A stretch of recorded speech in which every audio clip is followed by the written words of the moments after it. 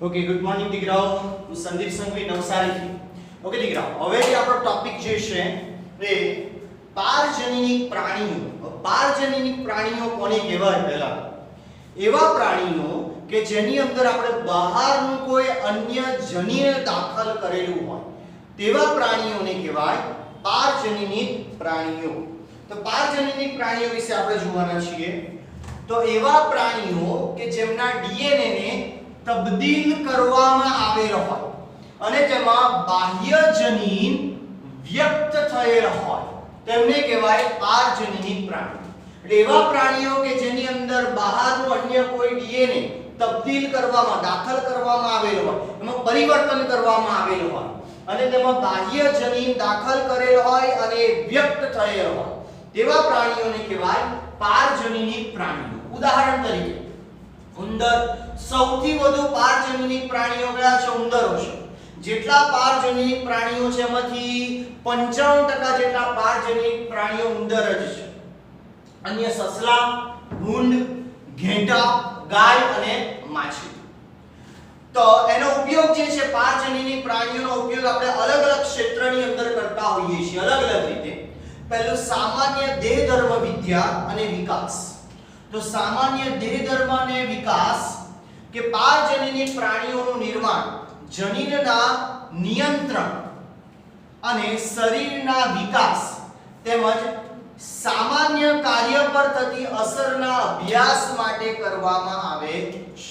તો સામાન્ય દેહ ધર્મ વિદ્યા અને વિકાસ માટે તો આપણે પારજનીનિક પ્રાણીઓનું નિર્માણ કરીએ ત્યારબાદ તેની અંદર અલગ અલગ જનીનની અભિવ્યક્તિ કેવી રીતે થાય છે, એ જનીનનું નિયંત્રણ કેવી રીતે થાય છે તેનો અભ્યાસ કરવા માટે, આ ઉપરાંત શરીરના વિકાસ કે પ્રાણીઓ જ્યારે આપણે પારજનીનિક પ્રાણી બનાવીએ છીએ તેની અંદર શરીરના અલગ અલગ ભાગોનો વિકાસ કેવી રીતે થાય છે, વૃદ્ધિ એની કેવી રીતે થાય છે, તેમજ સામાન્ય અન્ય જે પ્રાણીના સામાન્ય કાર્ય જે છે તેના ઉપર અલગ અલગ જનીનની અસર કેવી થાય છે. તો સામાન્ય કાર્ય પર થતી અસરના અભ્યાસ માટે આપણે પારજનીનિક પ્રાણીઓનો ઉપયોગ કરીએ છીએ. ઉદાહરણ આપો એટલે વધારે ક્લિયર થશે કે વૃદ્ધિ માટે જવાબદાર જટિલ કારકો જેવા કે ઇન્સ્યુલિન જેવા વૃદ્ધિકારકોનો અભ્યાસ કરવા માટે તો આપણે શું કરીએ? ઇન્સ્યુલિન સૌપ્રથમ મનુષ્યએ બનાવ્યું. શેના માટે? કે રુધિરમાં શર્કરાના નિયંત્રણ માટે. પણ જ્યારે કૃત્રિમ ઇન્સ્યુલિન સૌપ્રથમ બનાવ્યું હશે ઇલી લીલી કંપનીએ યુએસ ની અંદર, તો સીધું મનુષ્યને આપી દીધું હશે? નહીં. પહેલા આપણે એના ટ્રાયલ્સ એના પર લીધા? પ્રાણીઓ પર લીધા. પ્રાણીઓને ઇન્સ્યુલિન ઇન્જેક્શન આપીને જોયું કે એની અંદર રુધિરના શર્કરાનું પ્રમાણ નિયંત્રિત થાય છે કે નથી થતું. એ ચેક કર્યા બાદ એ ટ્રાયલ આપણા સફળ રહ્યા બાદ એ ઇન્સ્યુલિનને મનુષ્યને આપવામાં આવે. પછી જૈવિક અસરનો અભ્યાસ, અલગ અલગ પ્રકારના આવા જે છે રાસાયણિક પદાર્થો જે છે એની એ પ્રાણીઓ ઉપર કેવી જૈવિક અસર થાય છે, અમુક સમય બાદ એની કોઈ એલર્જીક પ્રક્રિયા આવે છે કે નથી આવતી તે ચકાસવામાં, ત્યારબાદ જ એને મનુષ્યને આપવામાં આવે. પછી જૈવિક ભૂમિકા વિશેની માહિતી પ્રાપ્ત થાય કે અલગ અલગ પ્રકારના જનીનો એ કયા લક્ષણ માટે જવાબદાર છે એની માહિતી, એટલે જૈવિક ભૂમિકા વિશે પણ આપણને માહિતી પ્રાપ્ત થશે. આપણને કેવી રીતે ખબર પડી કે આ અલગ અલગ પ્રકારના જનીનો અલગ અલગ લક્ષણ માટે જવાબદાર છે? તો આપણે શું કરીએ? ધારો કે મનુષ્યનું પહેલા રંગસૂત્ર પર આવેલું પાંચમું જનીન, એ જનીનને આપણે પ્રાણીમાં દાખલ કરશું. પ્રાણીમાં દાખલ કર્યા બાદ એ પ્રાણીની અંદર કયું નવું લક્ષણ પ્રાપ્ત થયું, જેમ કે એ પ્રાણીના શરીર પર ધારો કે જે રૂંવાટી જે છે એનો રંગ બદલાઈ ગયો, તો આપણને ખબર પડી જાય કે આ જનીન શેના માટે છે? એ ત્વચા પર આવેલી જે રૂંવાટીના રંગ માટે જવાબદાર છે. તો આવી રીતે આપણે અલગ અલગ જનીનને દાખલ કર્યા બાદ આપણે એ આ અલગ અલગ જનીન કયા લક્ષણ માટે જવાબદાર છે એ તપાસવામાં આવતું હોય છે. ઓકે, ત્યારબાદ જે છે આગળ જોઈએ તો રોગનો અભ્યાસ. તો રોગના વિકાસમાં જનીનની ભૂમિકા સમજવા માટે કે વ્યક્તિને કોઈ નિશ્ચિત પ્રકારનો રોગ થાય ત્યારે આપણને ખબર છે આપણી WBC સ્વેટ કણોની સંખ્યા વધી જાય, એન્ટીબોડીનું પ્રમાણ વધી જાય. તો આ WBC ની સંખ્યા વધારવા માટે, એન્ટીબોડીનું પ્રમાણ વધારવા માટેની કોઈ જનીન જવાબદાર હશે તેનો અભ્યાસ કરવામાં આવે કે રોગના વિકાસમાં જનીનની ભૂમિકા કેવી રીતે છે, કે કેવી રીતે કોઈ બહારનો ઘટક આવે અને આપણી રોગ પ્રતિકારક શક્તિ સક્રિય થઈ જાય, એને પાછળ જનીનનો શું રોલ છે એ તપાસવામાં આવે. માનવ રોગ માટે એક મોડેલ તરીકે પ્રાણીનો અભ્યાસ કરી શકાય જેથી રોગની નવી સારવાર માટેનો અભ્યાસ થઈ શકે. તો માનવ રોગમાં જેમ કે મેલેરિયા થાય છે તો આપણે મેલેરિયાનો જે પ્રજીવ જે છે એ પ્રાણીની અંદર દાખલ કરીએ. દાખલ કર્યા બાદ જે છે કેવી રીતે રોગ પ્રતિકારક શક્તિ આપે છે, અને જો ન આપતી હોય તો આપણે કોઈ નિશ્ચિત પ્રકારની મેડિસિન્સ છે, દવા છે, એની ટ્રાયલ લેતા હોઈએ એટલે રોગની સારવાર માટેનો અભ્યાસ પણ થઈ શકે. એટલે પ્રાણીને આપણે રોગ લગાડશું, પછી એને સારવાર આપીશું અને સારવાર આપ્યા બાદ આપણને ખ્યાલ આવશે કે એને સારવાર આ દવાથી આ રોગની સારવાર થાય છે કે નથી થતી. એટલે કે માનવ રોગ માટે એક મોડેલ તરીકે પ્રાણીનો અભ્યાસ કરી શકાય જેથી રોગની નવી સારવાર માટે નવી અલગ અલગ દવા બનાવી શકાય, અલગ અલગ પ્રકારની નવી સારવારનો આપણે વિકાસ કરી શકીએ.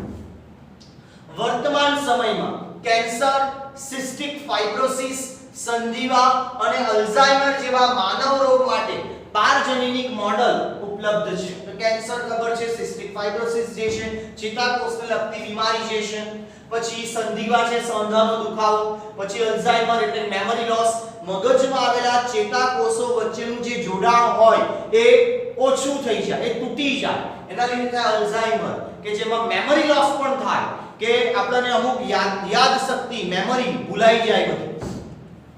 તો અલ્ઝાઇમર જેવા માનવ રોગ માટે પારજનીનિક મોડેલ ઉપલબ્ધ છે. તો આપણે આવા અલગ અલગ પ્રકારના રોગો જે છે એનો અભ્યાસ પ્રાણી ઉપર કરતા હોઈએ છીએ. કારણ કે આપણે જો દવા બનાવી હોય તો આપણે શું કરવું પડે કે એ બીમારીને બરાબર સમજવી પડે. એ બીમારીને સમજવા માટે મનુષ્ય પર તો ટ્રાયલ આપણે લઈશું નહીં, તેના માટે આપણે પ્રાણીઓ ઉપર ટ્રાયલ લેતા હોઈએ છીએ. આ બની શકે દુનિયાની અંદર ઘણા બધા લોકો આનો વિરોધ પણ કરે છે કારણ કે અહીં પ્રાણીઓને ઘણું સહન કરવું પડતું હોય છે. તો પ્રાણીને જેમ કે અલ્ઝાઇમરની બીમારી લગાડવામાં આવે અને પછી એ કેવી રીતે સ્ટેપ વાઇઝ કેવી રીતે ક્રમબદ્ધ રીતે ચેતાકોષોને નુકસાન કરે છે કેવી રીતે કરે છે સમજવામાં આવે. ત્યારબાદ તેના આધારે એની ટ્રીટમેન્ટ સારવાર શોધવામાં આવે. તો નવી દવા વિકસાવવાની અંદર પણ આ રોગનો અભ્યાસ કરવામાં પણ પ્રાણીઓનો એક મોડેલ તરીકે અભ્યાસ થતો હોય છે. ત્યારબાદ જૈવિક નિપજો. તો જૈવિક નિપજો પારજનીનિક પ્રાણીઓ જૈવિક નિપજનું ઉત્પાદન કરે છે. એટલે પ્રાણીઓની અંદર અલગ અલગ પ્રકારના જનીન દાખલ કરીને આપણી ઈચ્છિત નિપજ પણ આપણે મેળવી શકીએ. તો ઉદાહરણ તરીકે માનવ પ્રોટીન આલ્ફા 1 એન્ટીટ્રિપ્સિન નો ઉપયોગ એમ્ફીસેમાની સારવાર. એમ્ફીસેમા એટલે શું? ફેફસાને લગતી બીમારી છે, ફેફસાની અંદર પ્રવાહી ભરાઈ જતું હોય છે, તો એની સારવાર માટે આપણે આલ્ફા 1 એન્ટીટ્રિપ્સિન નો ઉપયોગ એમ્ફીસેમાની સારવારમાં થાય છે. એવી જ રીતે આપણે PKU તો ફિનાઇલકીટોનુરિયા જે ચયાપચયની જનીનિક ખામી છે જે તમે ચેપ્ટર નંબર 5 માં ભણી ગયા છો, અને સિસ્ટિક ફાઇબ્રોસિસની સારવાર માટે પ્રયાસ કરવામાં આવે છે. તો જેમ કે માનવ પ્રોટીન આલ્ફા 1 એન્ટીટ્રિપ્સિનની સારવાર માટે એન્ટીટ્રિપ્સિનનો ઉપયોગ એમ્ફીસેમાની સારવારમાં થાય, એવી જ રીતે ફિનાઇલકીટોનુરિયા અને સિસ્ટિક ફાઇબ્રોસિસની સારવાર માટે પણ આ જૈવિક નિપજો આપણે મેળવતા હોઈએ છીએ પ્રાણીઓમાંથી અને એને દવા તરીકે ઉપયોગમાં આપણે લેતા હોઈએ છીએ. 1977 માં રોઝી ગાય જે છે એટલે જનીન પરિવર્તિત ગાય નિર્માણ કરવામાં આવી જે 2.4 ગ્રામ પ્રોટીન પર લિટર દૂધ, એટલે સામાન્ય દૂધમાં જેટલું પ્રોટીન હોય તેના કરતા 2.4 ગ્રામ વધારે પ્રોટીન આપતું દૂધ જે છે નિર્મિત કરવામાં આવ્યું. એટલે આવી જનીન પરિવર્તિત ગાયનું નામ આપવામાં આવ્યું રોઝી ગાય કે જે 2.4 ગ્રામ પ્રોટીન પર લિટર દૂધમાં આપે છે. આ દૂધ મનુષ્યનું આલ્ફા લેક્ટોગ્લોબ્યુલિન, ધ્યાનમાં રાખજો એમસીક્યુ માં પૂછાય, આલ્ફા લેક્ટોગ્લોબ્યુલિન ધરાવે. આ દૂધ કુદરતી દૂધ કરતા વધુ પોષણયુક્ત છે. આ દૂધ જે છે એ કુદરતી દૂધ કરતા વધુ પોષણયુક્ત છે. તો આજે જોઈ ગયા જૈવિક નિપજો મેળવવા માટે અલગ અલગ પ્રકારની, જેમાં ઉદાહરણ પણ આપણે જોઈ ગયા. પછી રસી સુરક્ષા. હવે રસીનું નિર્માણ કરીએ. અત્યારે જો કોરોનાની રસી બને છે. હવે આ તો સંજોગો એવા છે તો કોરોનાની રસીમાં આપણે શું કરે છે બધા દેશો, રસી બનાવે પછી ટ્રાયલ લેતા હોય. પ્રાણીઓ ઉપર ટ્રાયલ લેવામાં આવે, સૌપ્રથમ ઉંદર ઉપર, પછી વાંદરા ઉપર, પછી મનુષ્ય પર ટ્રાયલ લેવા. ત્યારબાદ આ રસી જે છે માર્કેટમાં આવતી હોય છે. એટલે તમને સાંભળ્યું હશે કે કોરોનાની પ્રાથમિક ટ્રાયલ લીધી, દ્વિતીયક ટ્રાયલ લીધી, તૃતીયક ટ્રાયલ એટલે ત્રીજો ફેઝ.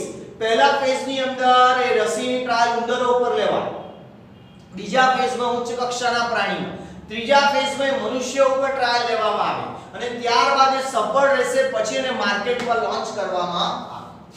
તો રસી સુરક્ષા, તો પારજનીય ઉંદરનું નિર્માણ કરવામાં આવે. આ જ રીતે આપણે ઉંદરોનો ઉપયોગ પોલિયોની રસીની સુરક્ષા માટે કર્યો છે. તો પોલિયોની રસીના ટ્રાયલ પણ ઉંદર ઉપર લેવામાં આવ્યા, પછી એ રસી જે છે માર્કેટની અંદર લોન્ચ કરવામાં આવી. અને જો આપણને વિશ્વસનીય સુરક્ષિત પરિણામો મળશે પછી જે મનુષ્ય ઉપર એની ટ્રાયલ લેવામાં અને ત્યારબાદ એ રસીને માર્કેટમાં લોન્ચ કરવામાં આવે. એટલે કે રસીની સુરક્ષા માટે બી પારજનીય પ્રાણીનો ઉપયોગ થાય. અને છેલ્લું રાસાયણિક સુરક્ષા પરીક્ષણ. તો રાસાયણિક સુરક્ષા પરીક્ષણની અંદર જે છે વિષારિત એટલે ઝેરીપણું તપાસવામાં આવે. તમે સાંભળ્યું હશે કે અમુક પ્રકારની દવાને જો લેવામાં આવે તેની વિષારી અસર મનુષ્યના શરીર પર થતી હોય અને મનુષ્યની કિડની છે, લીવર છે જેવા અન્ય રોગોને પણ તે નુકસાન પહોંચાડી શકે. એટલા માટે વિષારિત સુરક્ષા પરીક્ષણ તરીકે તે ઓળખાય છે. એટલે પ્રાણીઓ ઉપર એ દવાની અસર તપાસવામાં આવે. એની કોઈ એલર્જી કે ઝેરી અસર તો નથી થતી ને, દવાની વિષારિતતાનું પરીક્ષણ કરવામાં આવે. એટલે દવાનો એટલો ડોઝ આપવામાં આવે જેથી ઓછા ડોઝમાં વધુ સારી અસર. તમે જાણો છો કેન્સરની સારવારમાં કીમોથેરાપી અપાય.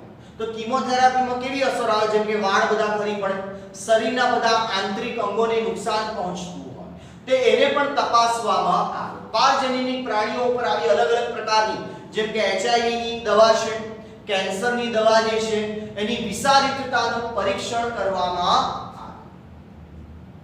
અને આવા પ્રાણીઓના વિષારિતતાના પરીક્ષણ દ્વારા આપણને ટૂંક સમયમાં જ પરિણામો પણ પ્રાપ્ત થતા હોય છે અને અભ્યાસ કરવામાં આવે. તો અહીં જે આપણે જોઈ ગયા પારજનીય પ્રાણીઓ વિશે, કેવા પ્રાણીઓ કે જેના DNA ને તબદીલ કરવામાં આવે, બાહ્ય જનીનને દાખલ કરવામાં આવે એને કહેવાય પારજનીય પ્રાણીઓ. ઉદાહરણ તરીકે ઉંદર, સસલા, ભૂંડ, ઘેટા, ગાય, માછલી.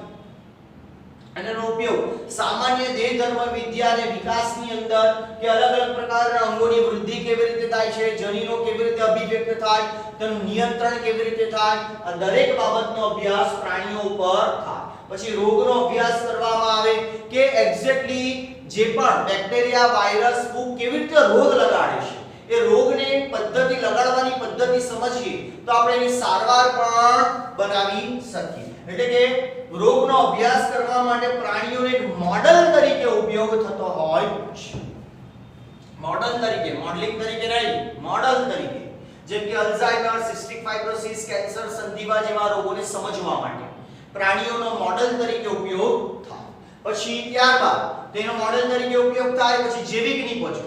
તો જૈવિક નિપજોનું ઉત્પાદન આપણે પ્રાણીઓની અંદર નિશ્ચિત પ્રકારના જનીન દાખલ કરીને અથવા તે લોકો કુદરતી રીતે પણ નિર્મિત કરે. જેમ કે ઇન્સ્યુલિન પહેલા પ્રાણીઓના સ્વાદુપિંડમાંથી જ મેળવવામાં આવતું હતું. એટલે એ રીતે આપણે ઇચ્છિત નિપજો પ્રાપ્ત કરી શકીએ. જેમ કે આલ્ફા 1 એન્ટીટ્રિપ્સિનનો ઉપયોગ એમ્ફીસેમાની સારવારમાં, એવી જ રીતે પીકેયુ અને સિસ્ટિક ફાઇબ્રોસિસની સારવારમાં પણ ઉપયોગ થાય. પછી રોઝી ગાય આપણે જનીન પરિવર્તિત ગાય બનાવી જે વધુ પડતું પ્રોટીન આપે છે પર લિટર દૂધમાં. તો કયું આલ્ફા લેક્ટોઆલ્બ્યુમિન તે ધરાવે છે જે વધુ ન્યુટ્રિશસ સભર, વધુ પોષણયુક્ત છે. એટલે એવું દૂધનો ઉપયોગ આપણે કરવો જોઈએ.